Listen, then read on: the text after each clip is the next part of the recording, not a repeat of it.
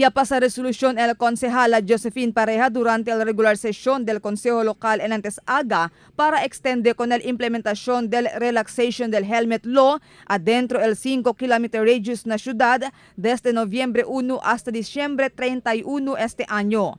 Si te acorda de más temprano, ya pasa semejante resolución si Pareja, donde implementa con este del octubre 1 y ahí termina ya en octubre 31 este año, como parte del modo de seguridad que ya implementa durante la celebración del Zamboanga Hermosa Festival. Según con Pareja, mismo el jefe del mando policía local, Police Senior Superintendent Luisito Magnaye, él recomienda para extender con la implementación del relaxation del helmet law na pueblo.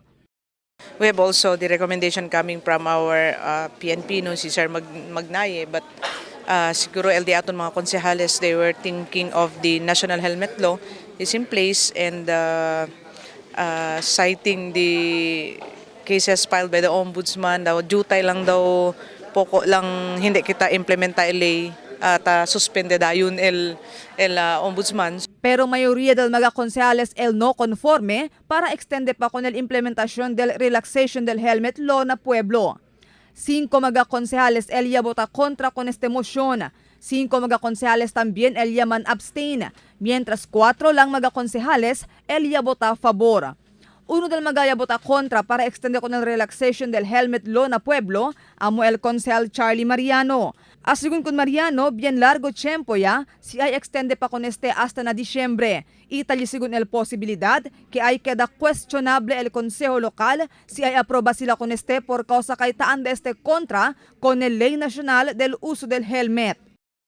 Well, I feel personally that the national law, the helmet law, should be followed to the letter by all LGUs, including other organizations that are bound to observe the provisions of national laws. While the intention may be good, we cannot contribute to the undermining of a national law because while we allowed it during the Fiesta Pilar season, hindi kita kunese pwede man allow entero año, we could be held administratively liable by the Ombudsman. And this could be covered by Republic Act 3019 while it may not be covered by the helmet law. Uno también del magaya vota a favor con este amo el antes chairman del Comité del Peace and Order, Jerry Perez.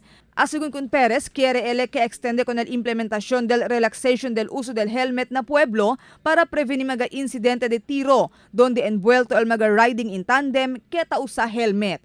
Según pa con Perez, puede lang con este hace el Consejo Local si quiere.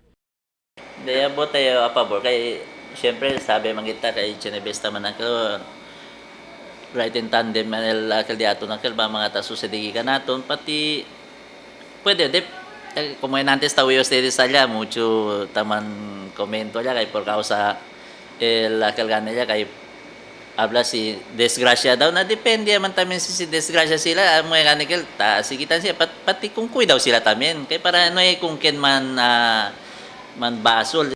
Triste también si Pareja después no hay pasa el de su resolución. Pensa según él porque hindi puede implementar con este aquí na ciudad mientras na otro mga lugar puede. Pero entiende según él kung di su mga uban kanya bota kontra para extender con el relaxation del uso del helmet na pueblo. Precisely, I even pointed out some cities no sa council kanina saying why Pagadian pwede, why Taguig pwede, why other parts in Luzon, lahat sila meron talagang no helmet zone sa kanila. So bakit sila pwede, bakit tayo hindi? But there was a suggestion coming from other councilors na backdoor na lang, kausapin yung back channeling, kausapin na lang yung mga offices. But as chairman of Peace and Order, I'll try kung anong kaya kong gawin. Marifita Mayo, Dateline Zamboanga.